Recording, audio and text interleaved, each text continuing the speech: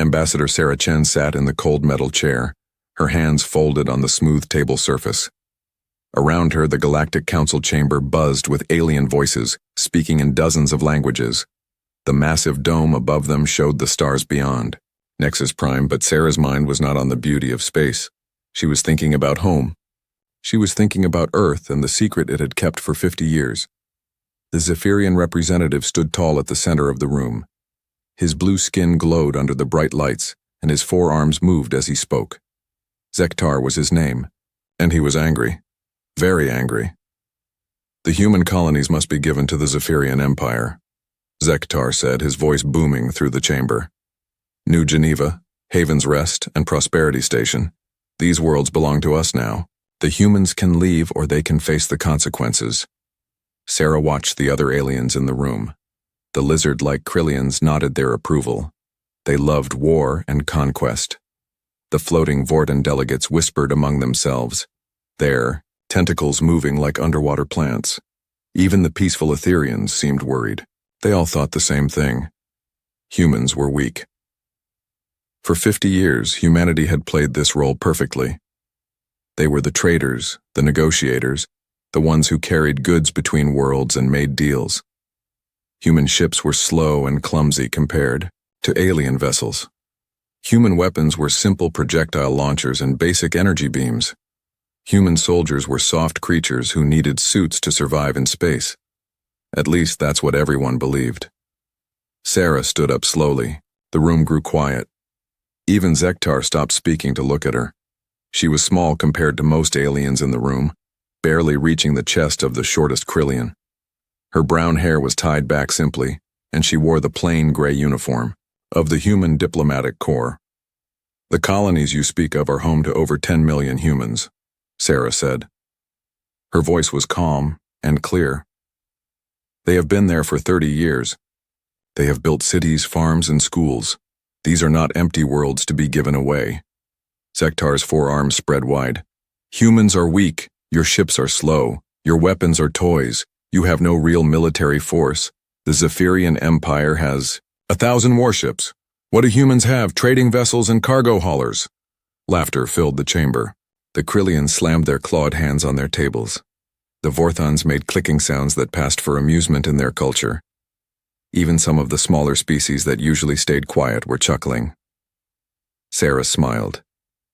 It was a small, sad smile that none of the aliens understood. If only they knew what was hidden in the cargo holds of those trading vessels. If only they knew what those slow human ships really were underneath their false hulls. We are a peaceful people, Sarah said. We prefer trade to war, but we will not abandon our colonies. Then you will watch them burn, Zektar replied. The Zephyrian fleet will move in 7 days. Your people can leave, or they can die with their worlds. The session ended with the usual ceremony. Aliens filed out in their groups, speaking in SciFi, their own languages. Sarah remained seated, waiting until the chamber was almost empty. Then she touched the small device hidden under her jacket collar. Admiral, she whispered so quietly that only the hidden transmitter could pick up her voice.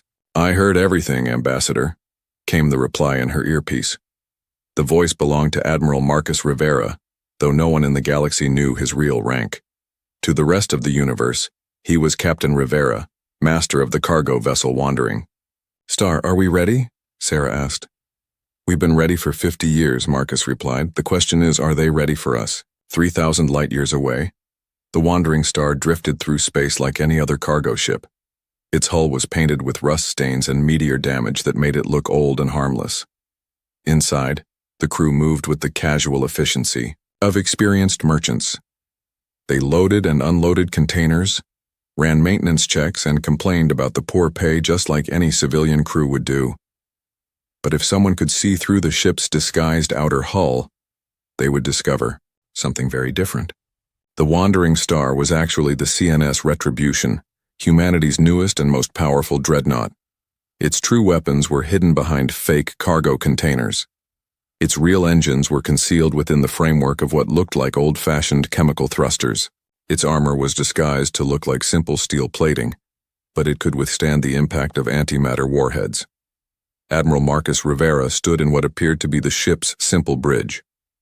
To any outside observer, it looked like the control room of a basic freighter. But Marcus could see the hidden displays that showed him the real status of his ship. He could access weapons systems that the galaxy had never seen before. He commanded a crew of 300 highly trained military personnel who had spent years pretending to be civilian traders. "Status report," Marcus said quietly. "All systems green, Admiral," replied Commander Lisa Park, his first officer. To the universe, she was just the ship's navigator. In reality, she was one of the most experienced combat officers in human space. "The fleet is in position." Marcus nodded. Around them, scattered across dozens of star systems, more than 200 ships just like theirs waited. Each one looked like a civilian vessel. Each one was actually a warship in disguise.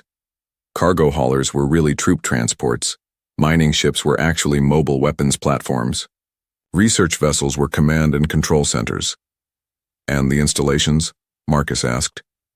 "Ready for activation," Park replied. "All 47 bases are fully operational." Marcus allowed himself a small smile. For 50 years, humanity had been building those bases. Every time they established a mining operation on some distant asteroid, they were actually constructing a hidden military facility. Every research station they put in orbit around gas giants was really a weapons platform. Every communication relay they placed at jump points was actually a sensor array and missile launcher. The aliens thought humans were industrious but harmless. They saw humans digging mines and building stations, and approved of their work ethic. They never suspected that humanity was militarizing every system they touched. "Contact Fleet Command," Marcus ordered. "Tell Admiral Chen Wei that Ambassador Chen has given us the word. Operation Revelation begins in 6 days." On Earth, in a bunker deep beneath the Swiss Alps, Admiral Chen Wei received the message. She was Sarah's older sister, though few people knew of the connection. While Sarah had spent decades learning alien languages and cultures, Chen Wei had been preparing for war. The Earth Defense Command Center looked like something from humanity's ancient past and distant future combined. The walls were carved from living rock, but they held displays showing every corner of human space. Thousands of officers worked at stations that monitored ships, bases, and installations across 50 star systems. "Admiral," her aide said, approaching with a data pad, "the Zephyrian Empire is mobilizing their battle fleet. Intelligence says they're pulling ships from 5 sectors to build an attack force." Chen Wei studied the numbers. The Zephyrians were bringing 300 warships to attack the human colonies. It was a massive force by alien standards. Most species would surrender rather than face such overwhelming power. Most species were not human. "How many ships are they expecting us to have?" Chen Wei asked. "Based on their intelligence reports, they think we have maybe 50 civilian vessels that could be converted to fight," her aide replied. "They're not taking any chances, though. 300 to 50 are good odds for them." Chen Wei walked to the main display screen. It showed human space as the aliens saw it, a small collection of peaceful colonies connected by trade routes. But with a gesture, she changed the view. The real human presence appeared on the screen like a hidden constellation coming into view. The truth was staggering. Humanity had not just 50 ships, they had over 800 fully operational warships hidden throughout the galaxy. They didn't just have 12 colonies. They had military installations in 47 star systems.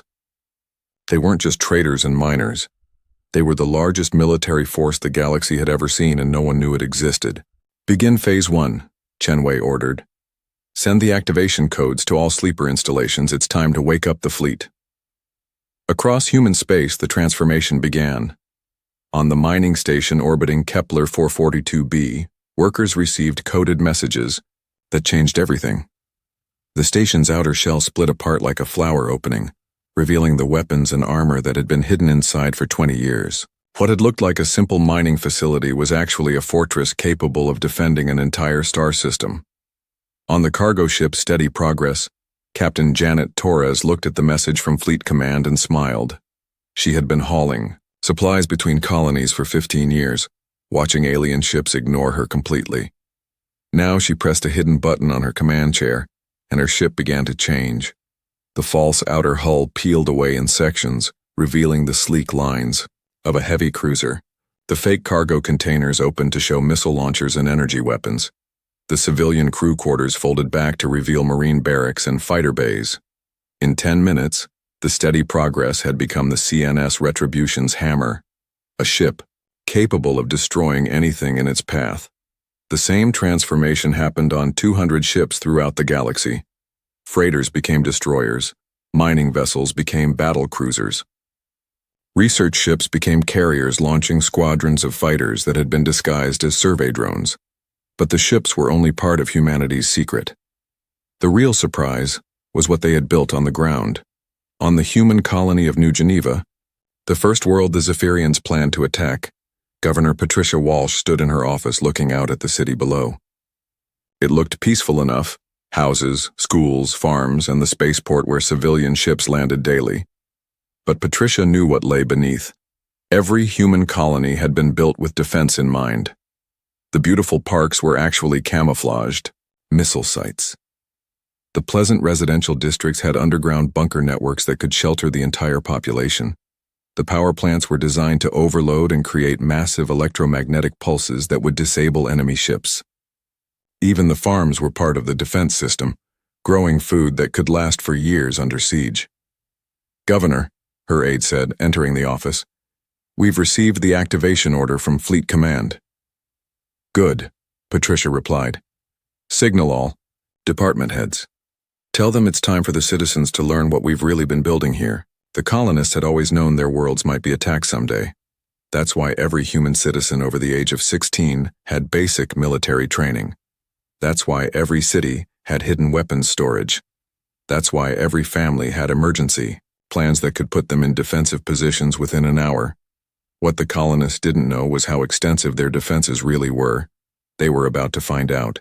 As word spread through the colonies, a different kind of transformation began. Civilian authorities revealed their military ranks. Teachers and farmers and shop owners opened hidden supply caches and put on uniforms. Children who had thought they were playing games during their emergency drills realized they had been learning real military procedures. The galaxy was about to discover that humanity's greatest deception had not been hiding their weapons or their ships. It had been hiding their nature. Every human was a potential soldier. Every colony was a fortress. Every peaceful trader was a warrior waiting for the signal to fight. In 6 days, the Zephyrian Empire would attack what they thought were defenseless human settlements. Instead, they would find themselves facing the largest and most prepared military force the galaxy had ever seen. But first, humanity had to finish waking up from 50 years of pretending to sleep. The deception of peace was ending.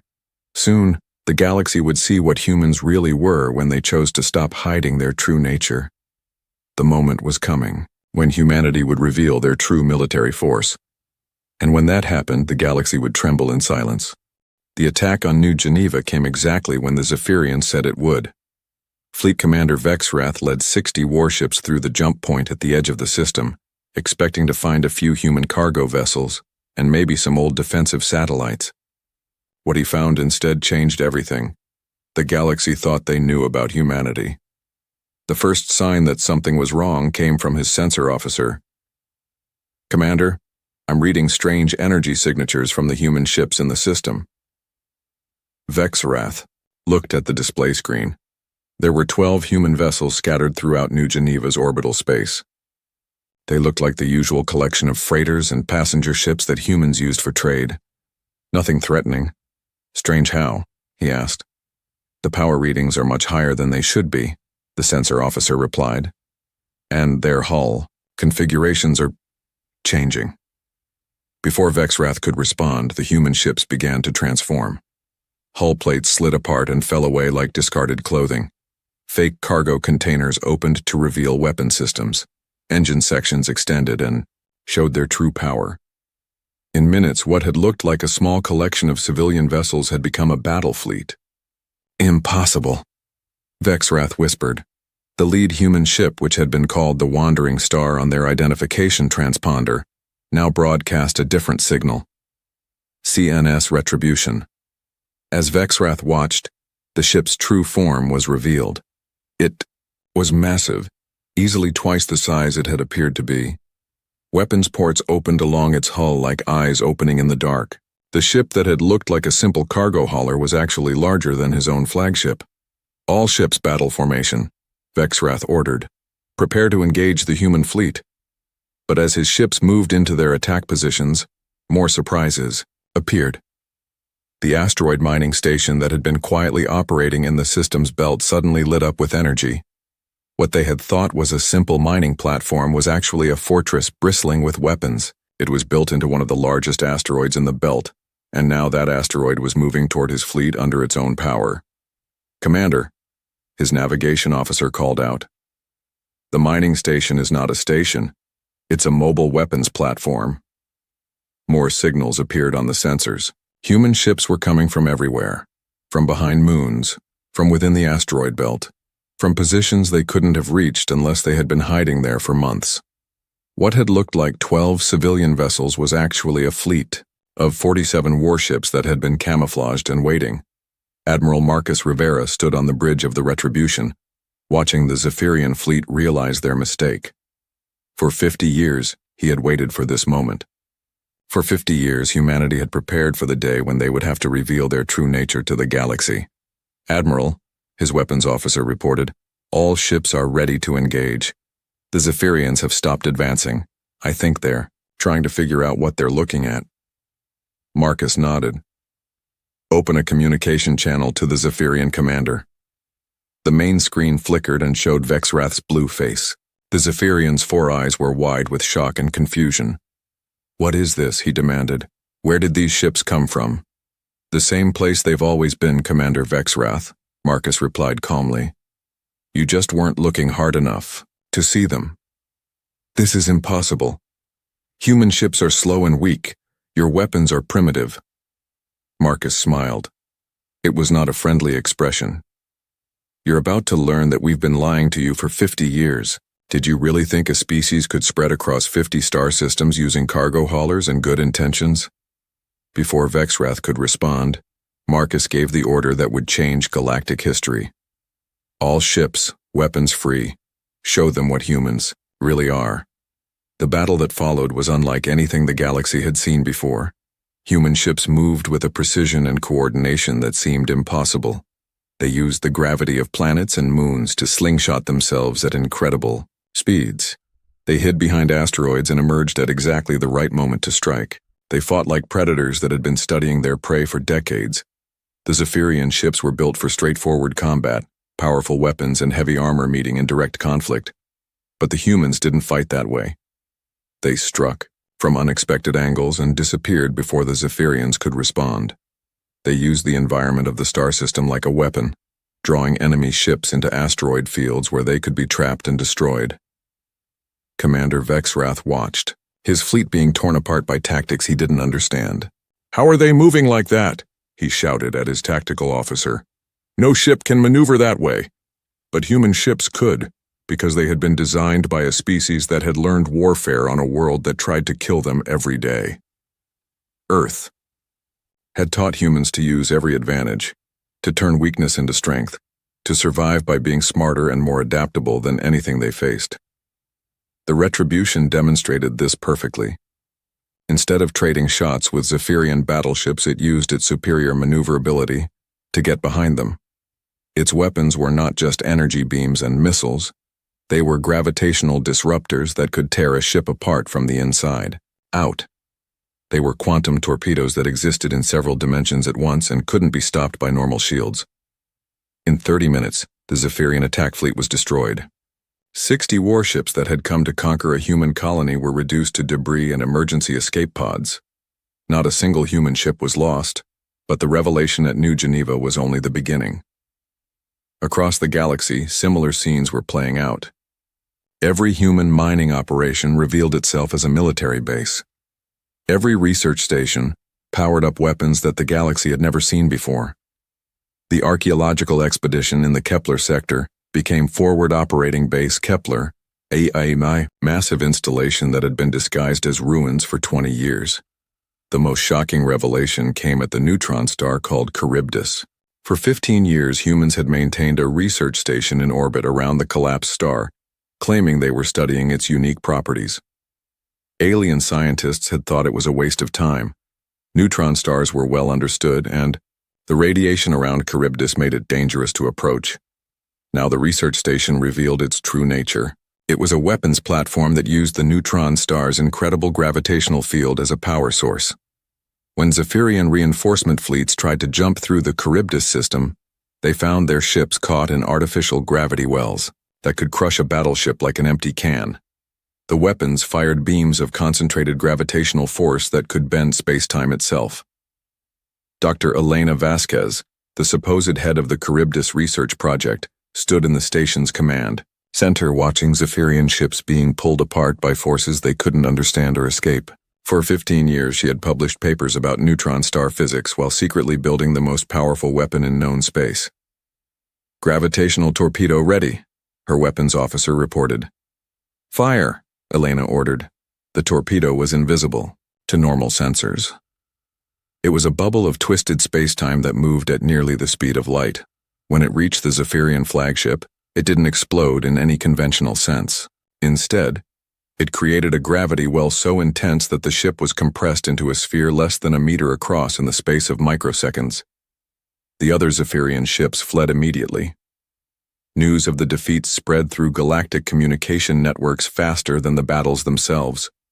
Species that had dismissed humans as weak traders suddenly realized they had been sharing the galaxy with predators. The slow, human expansion across 50 star systems had not been the gradual spread of peaceful colonists. It had been a carefully planned military operation that had taken half a century to complete. On the Krillian homeworld, War Marshal Tekvar studied battle recordings with growing amazement and fear. The Krillians prided themselves on being the galaxy's greatest warriors. They had conquered dozens of systems through pure military might.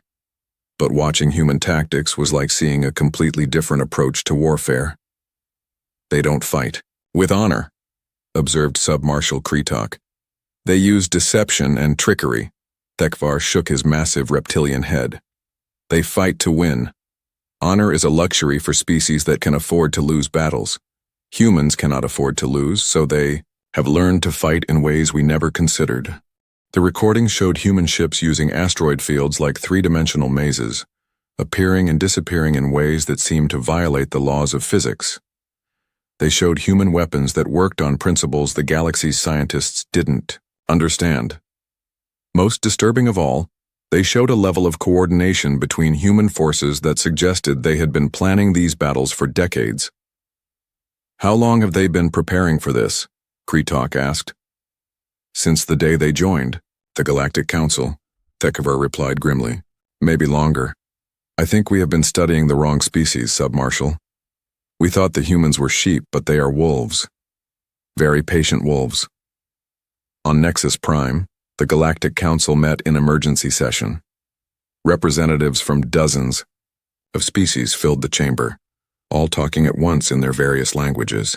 The translation system struggled to keep up with the flood of frightened voices. Ambassador Sarah Chen sat in her usual seat, listening to the chaos around her. Species that had ignored humans for 50 years were now demanding explanations. The Vorthan Confederacy wanted to know how many ships humanity really had. The Etherian Collective was asking about defensive treaties. Even the proud Stellar Republic was quietly inquiring about trade agreements. Council Speaker Morden, an ancient being whose species had founded the Council thousands of years ago, finally called for order. "Ambassador Chen," he said, his voice carrying across the chamber, "the Council demands answers. How long has humanity been deceiving us about your military capabilities?" Sarah stood slowly. She looked around the chamber at dozens of alien faces, all staring at her with mixtures of fear, anger, and respect that had never been there before. "We have never lied to this council," she said clearly. "We told you we were a peaceful people. We are. We told you we preferred trade to war. We do. We told you we wanted to coexist with all species in harmony. That is still true." "But your ships," shouted the Zephyrian representative who had replaced Zektar. Your weapons, your hidden bases." "We told you we would defend ourselves," Sarah replied. "Did you think we were bluffing?" The chamber fell silent. For 50 years, humanity had been saying exactly that. They had repeatedly stated that they would not be driven from their homes, that they would protect their colonies, that they valued peace but would fight if necessary. The galaxy had chosen to hear only the parts about peace and trade. They had ignored the warnings about human determination and the willingness to fight. Speaker Morden spoke into the silence. "What does humanity want now?" Sarah looked at him, steadily. "The same thing we have always wanted. To be left alone to live our lives in peace, but now you know the price of disturbing that peace." The message was clear. Humanity had revealed their true strength not to conquer, but to ensure they would never again be threatened. They had shown the galaxy what they were capable of, so that no one would make the mistake of thinking humans were easy prey. As the session ended and aliens filed out of the chamber, many of them were looking at Sarah Chen with new eyes. She was no longer just the representative of a minor trading species.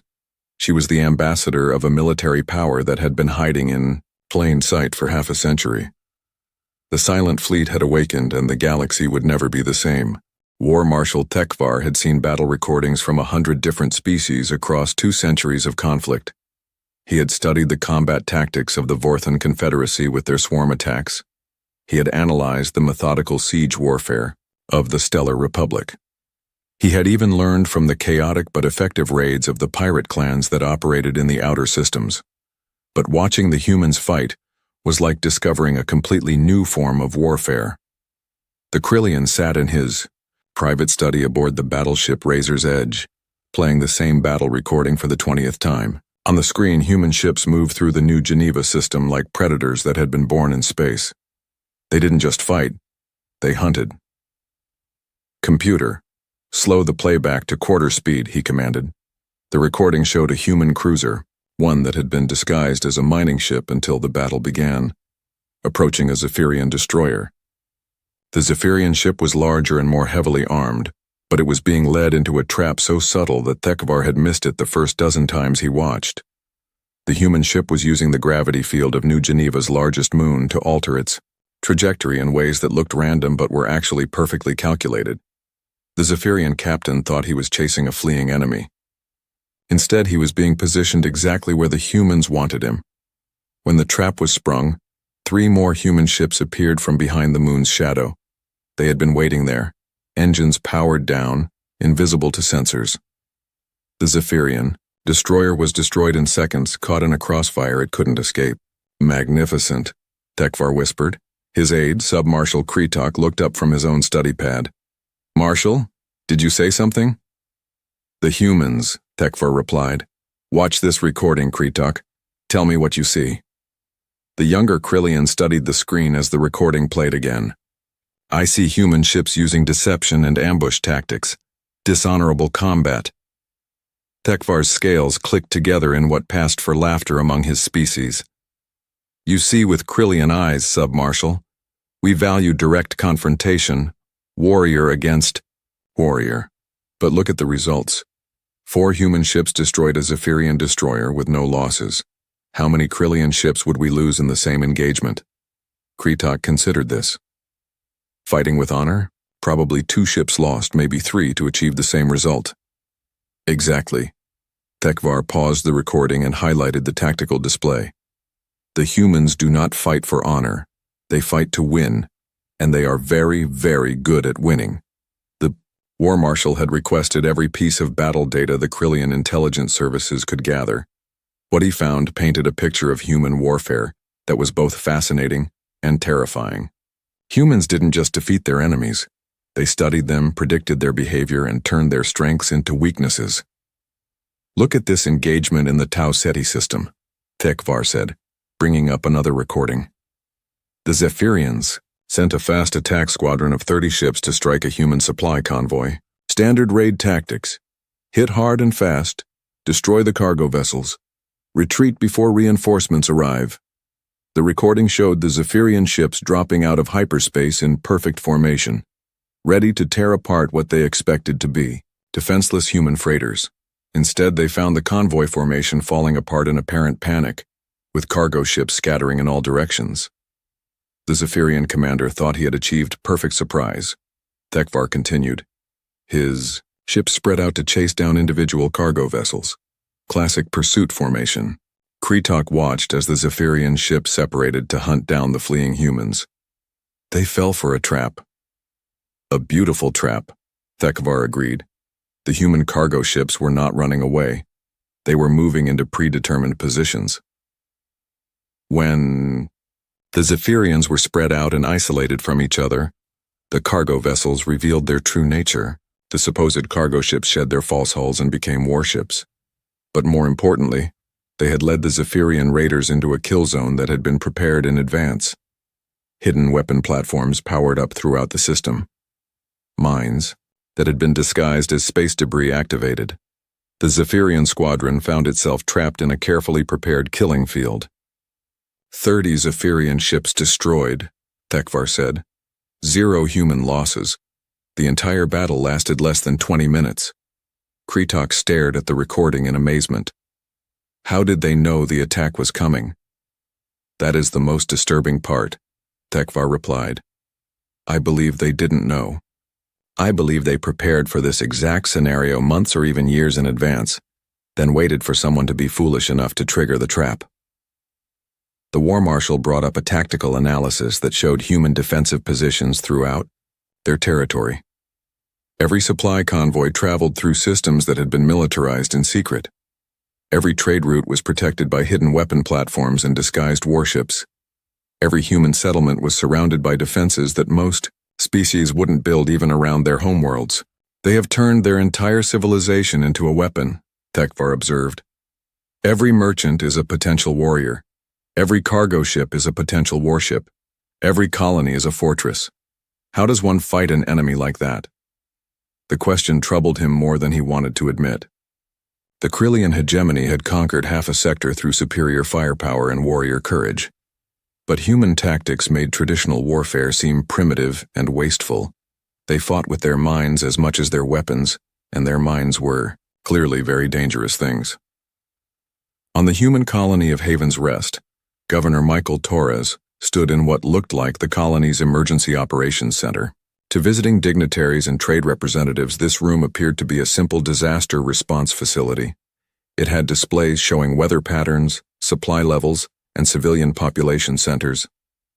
But behind the false walls and beneath the innocent-looking equipment, Haven's Rest contained one of the most sophisticated military command centers in human space.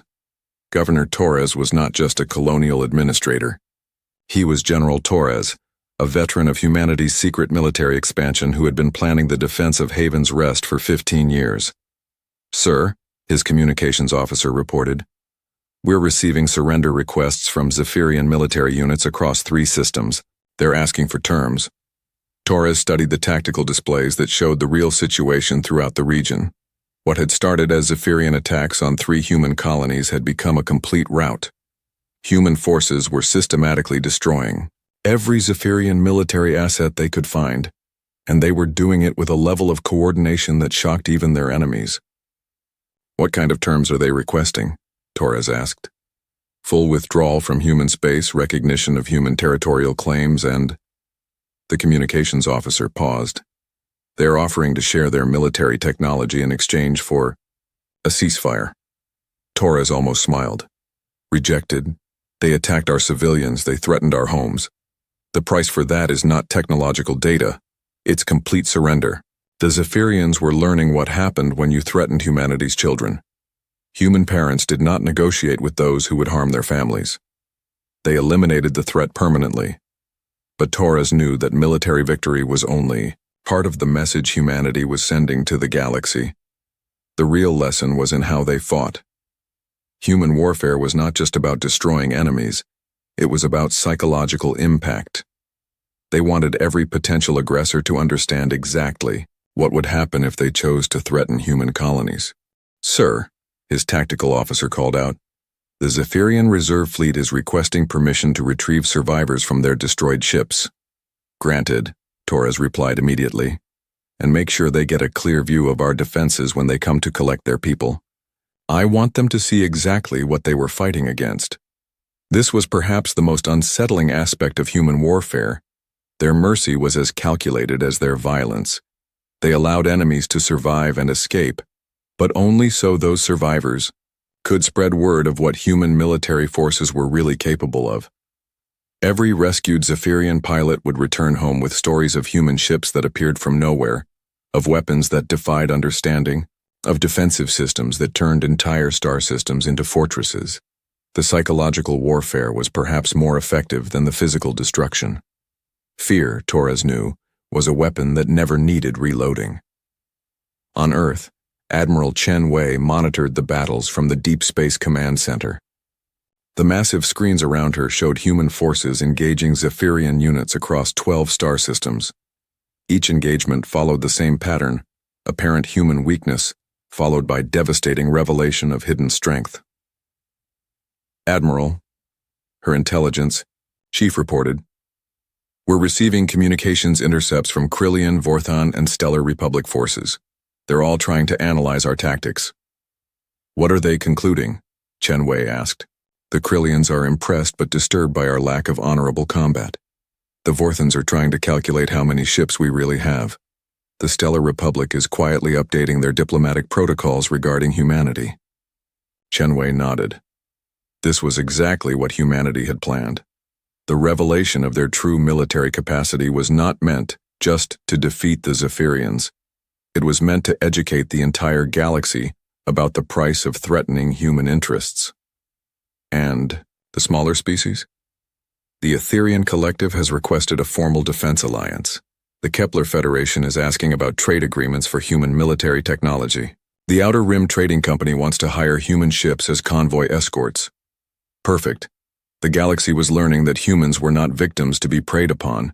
They were powerful allies to be courted, and dangerous enemies to be avoided. Admiral, her strategic planning officer, approached with a data pad. "We have a problem. The Zephyrian Empire is mobilizing their Grand Armada. Over 1,000 ships from 5 sectors. They're not surrendering. They're escalating." Chen Wei looked at the intelligence reports. The Zephyrian Empire's pride had been wounded by their defeats, and they were responding the only way they knew how, with overwhelming force. Every warship they could gather was being sent to crush humanity once and for all. "How long until they reach our space?" she asked. 72 hours, Admiral. They're coming directly for Earth." Chen Wei smiled. It was not a pleasant expression. Then they're going to learn the most important lesson about human warfare. We don't just hide our ships and bases from our enemies. We hide our homeworld's defenses too. She turned to her communications chief. "Send a message to all human forces throughout the galaxy. Tell them Operation Homecoming is now active. It's time to show the Zephyrians what Earth looks like when it stops pretending to be a peaceful world." The Zephyrians thought they were bringing overwhelming force to attack a lightly defended planet. They had no idea they were about to assault the most heavily fortified world in galactic history. Earth had been preparing for this moment since the day humanity first left their home system. The galaxy was about to witness the ultimate demonstration of human military art. And when it was over, no species would ever again mistake human patience for human weakness. Supreme Commander Zarthek stood on the command bridge of the massive battleship Infinite Glory, watching his fleet prepare for the final assault on Earth. Around him stretched the largest military force ever assembled in galactic history, over 1,000 warships from the Zephyrian Empire's 5 sectors. Battleships the size of cities floated alongside swift destroyers and massive carriers loaded with fighter craft. This was the Grand Armada, the pride of Zephyrian military might. No force in the galaxy could stand against it, certainly not the humans, despite their recent tricks and surprises. "Supreme Commander," his tactical officer reported, "all fleet units are in position at the edge of the Sol system. We are ready to begin the attack on the human homeworld." Zarthek nodded, his forearms clasped behind his back as he studied the tactical display. Earth floated on the screen like a small blue-green jewel, looking peaceful and defenseless. Few orbital stations surrounded it, along with what appeared to be a modest collection of human ships, maybe 50 vessels total, nothing that could threaten his Grand Armada. The humans' tricks will not save them here, he declared to his bridge crew.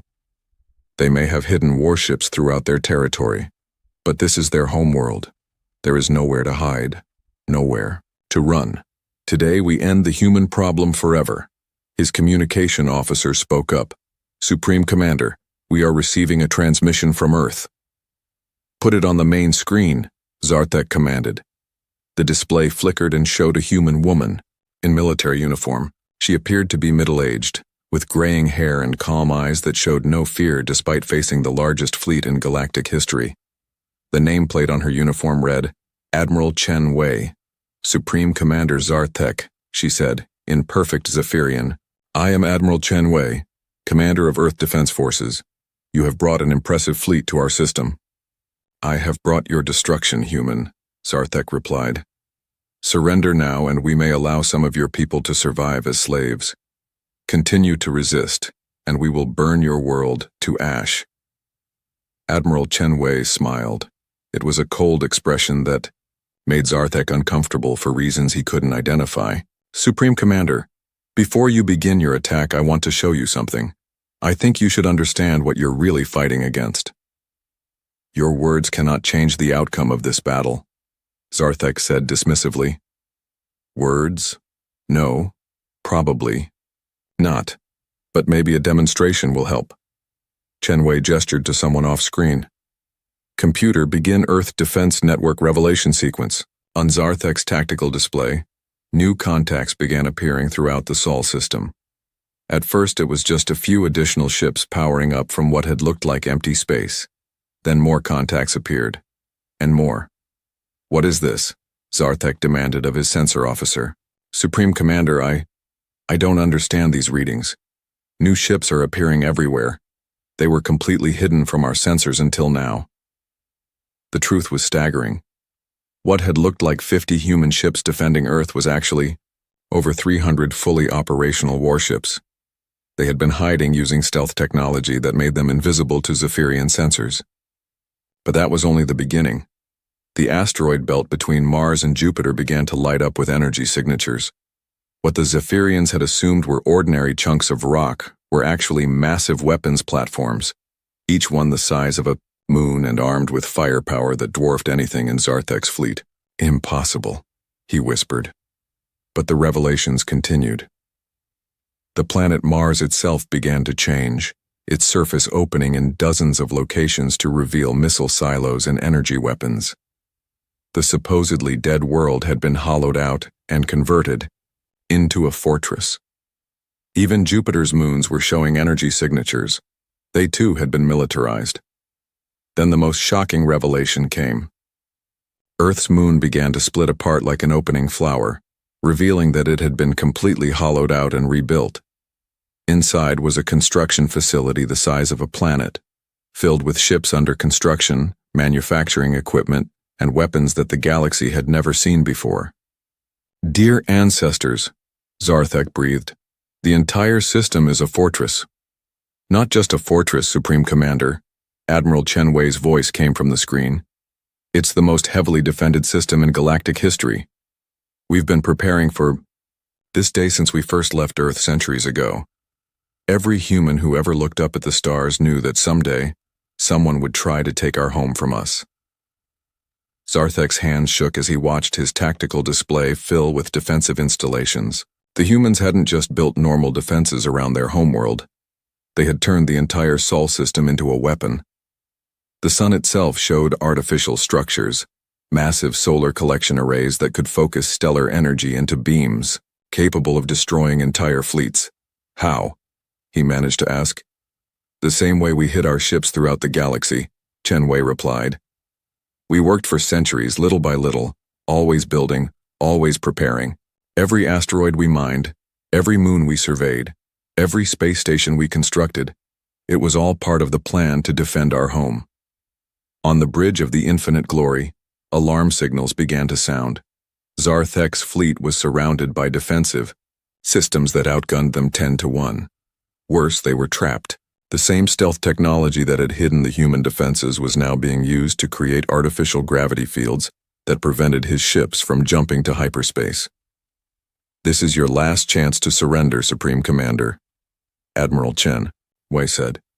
Order your fleet to power down weapons and prepare to be taken into custody. Your people will be treated well as prisoners of war. Zarthek's pride flared. The Zephyrian Empire does not surrender to inferior species. All ships, attack formation, destroy the human homeworld. The battle that followed became known as the Sol Massacre, though historians would argue for centuries about whether it could properly be called a battle at all. Zarthek's 1,000-ship fleet attacked Earth with everything they had. Energy weapons that could crack continents, missiles that could shatter moons, fighter craft that swarmed like angry insects. None of it mattered. The human defenses activated, in sequence, revealing technologies that most species had thought impossible. The weaponized asteroids fired gravitational disruptors that crushed Zephyrian ships like tin cans. Mars launched missiles that existed in several dimensions at once and couldn't be intercepted by conventional defenses. The Moon Fortress unleashed swarms of drone fighters that moved too fast for organic pilots to follow. But the most devastating weapon was the one that came from Earth's sun itself. The solar collection arrays focused stellar energy into coherent beams that struck with the power of a star. Zephyrian battleships simply vanished when hit by the solar lances, converted instantly from matter to energy. Admiral Chen Wei watched the destruction from Earth's primary command center, deep beneath the planet's surface. The facility had been carved from living rock centuries ago, designed to coordinate the defense of humanity's birth world. Around her, thousands of officers monitored every aspect of the battle. Ma'am, her tactical officer reported, the Zephyrian fleet is down to 400 ships. They're trying to retreat, but the gravity anchors are holding them in place. Chen Wei studied the battle display. The Sol Defense Network was performing exactly as designed, systematically destroying an invasion fleet while taking minimal damage in return. But she took no pleasure in the slaughter. This wasn't about revenge, it was about sending a message to the entire galaxy. Open a channel to all Zephyrian ships, she ordered. Her communication across all frequencies reached every surviving Zephyrian vessel. This is Admiral Chen Wei. You attacked our colonies, you threatened our families. You came to our home with the intention of committing genocide against our people. Now you see the price of that decision. On the Infinite Glory, Supreme Commander Zarthek watched his mighty fleet being torn apart by defenses he couldn't understand or counter. Ships that had taken decades to build were being destroyed in seconds. The pride of Zephyrian civilization was burning in the void around Earth. Supreme Commander, his communication officer reported, his voice shaking with fear. We're receiving surrender requests from our own ships. Half the fleet is asking permission to abandon the attack. Zarthek looked at the tactical display. 2/3 of his Grand Armada was already destroyed, and the human defenses showed no signs of weakening. If anything, they seemed to be getting stronger as more weapon systems came online. All ships, he broadcast on the fleet command frequency, retreat to hyperspace jump points. We cannot, Supreme Commander, his navigation officer replied. The humans have created artificial gravity fields throughout the system. Our jump drives are being interfered with. They were trapped and being systematically destroyed by defenses that had been centuries in the making. Zarthek realized with growing horror that this had always been humanity's plan. They had never intended to meet threats in deep space. They had intended to lure their enemies to Earth, where they could be destroyed completely.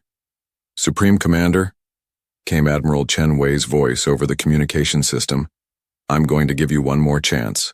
Order your remaining ships to surrender and your people will live. Continue fighting and I will activate the final phase of Sol's defenses.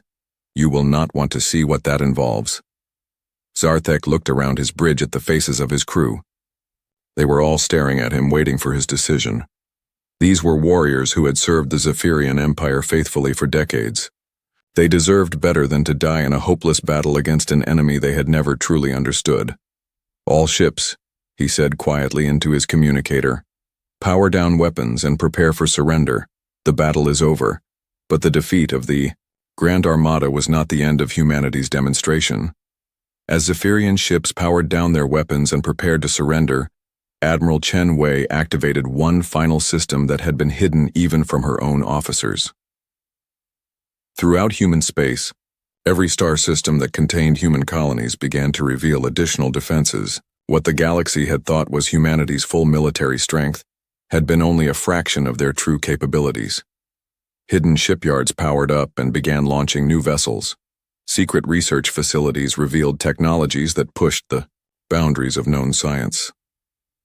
The message was clear. Humanity had not just prepared to defend Earth. They had prepared to defend every human world, every human station, every human ship. Any species that threatened one human colony would face the wrath of all humanity. As news of the Sol massacre spread through galactic communication networks, civilizations across known space realized that the balance of power had fundamentally changed.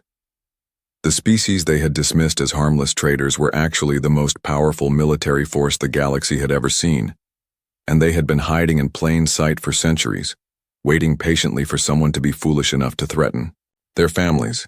The reckoning was complete. Humanity had revealed their true strength, and the galaxy would never be the same. The Galactic Council chamber had never been so quiet.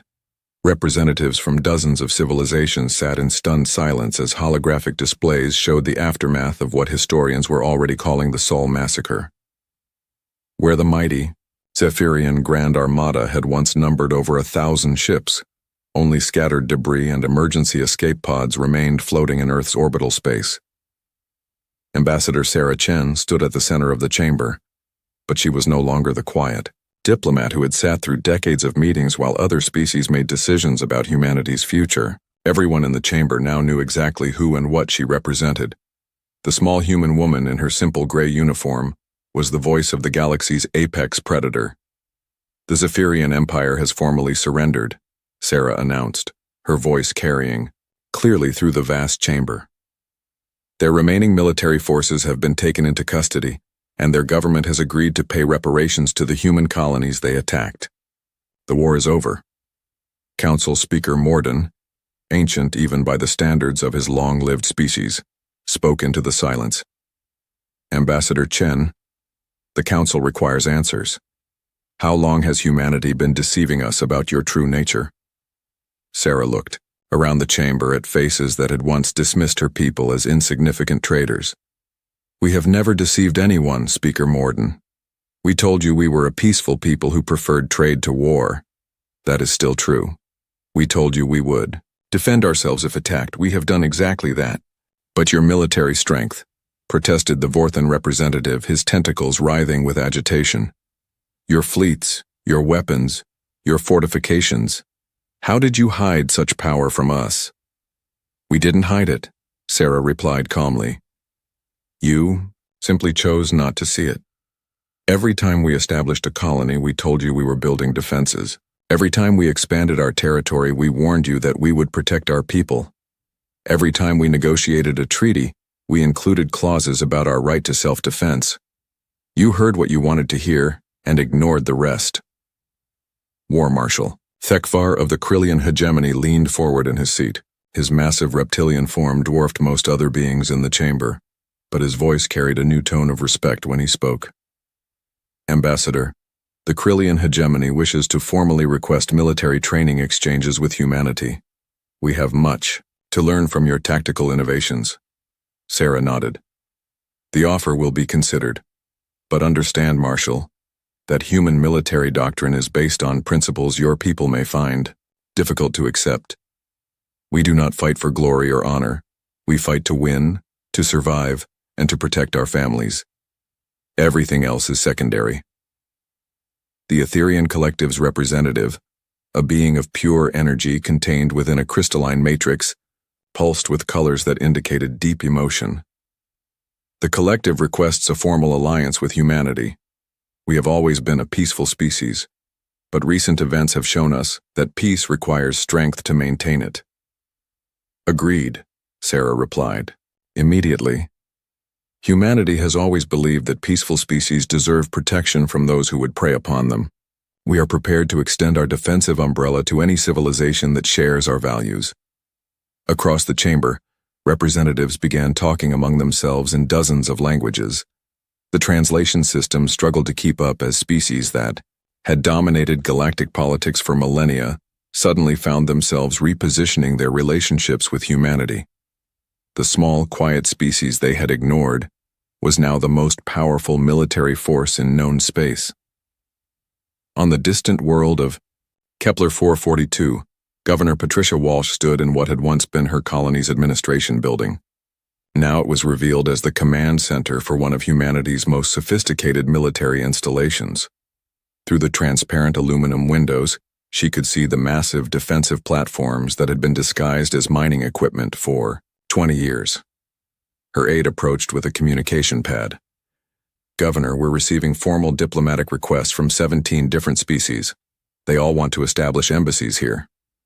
Patricia smiled. 3 months ago, they wouldn't return our calls when we needed trade agreements. Now they want embassies. How many are offering military alliances? All of them, ma'am.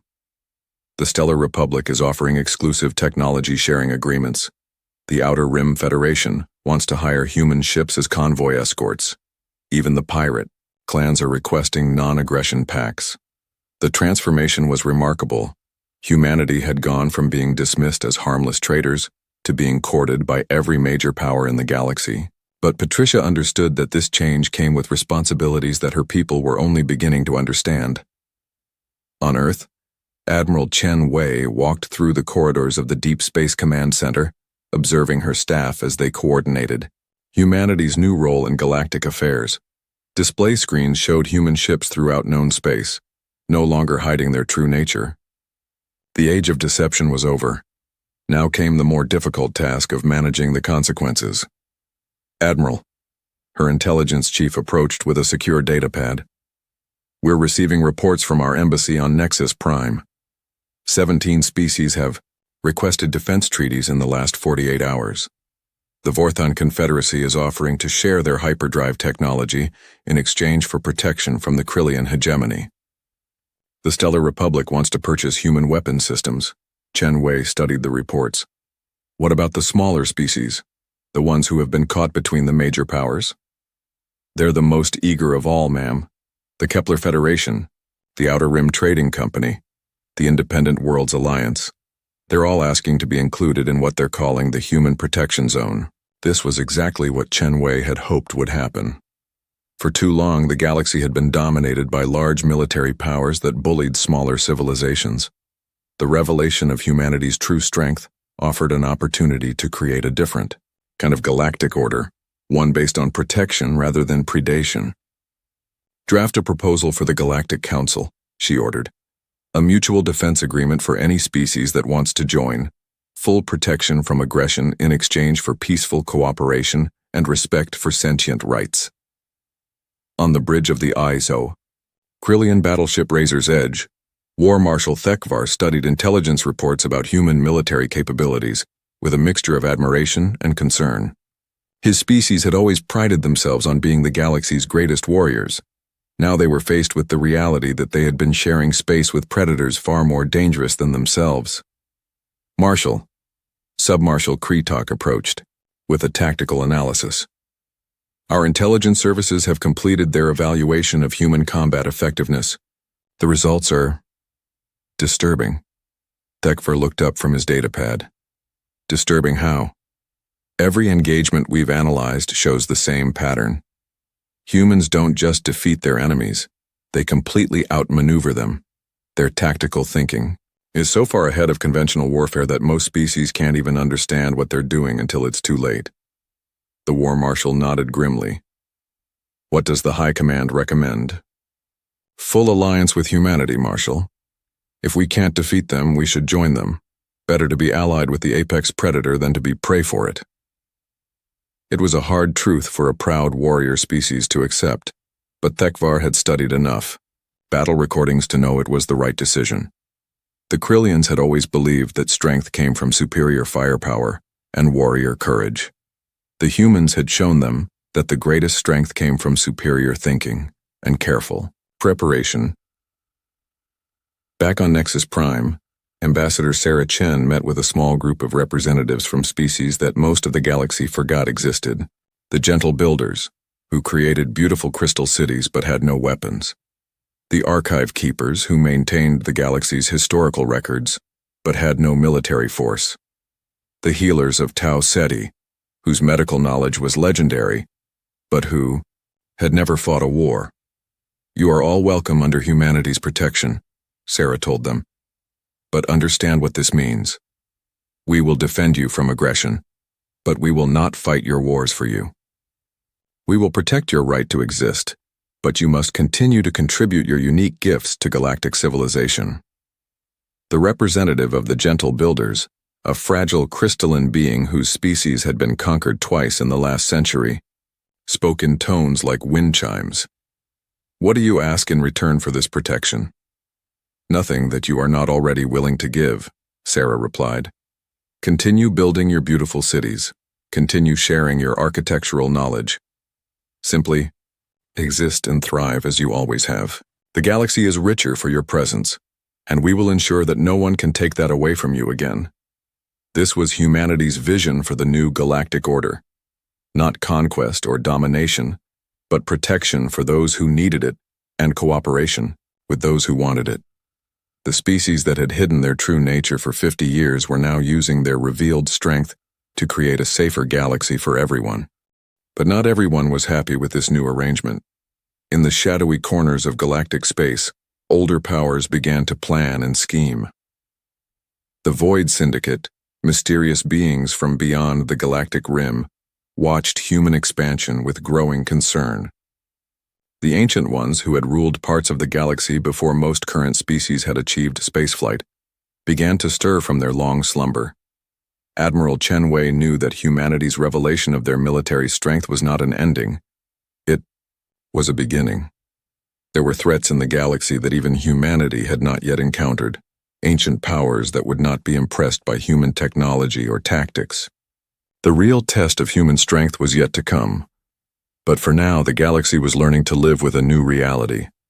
The quiet species from the small blue world had become the dominant military force in known space.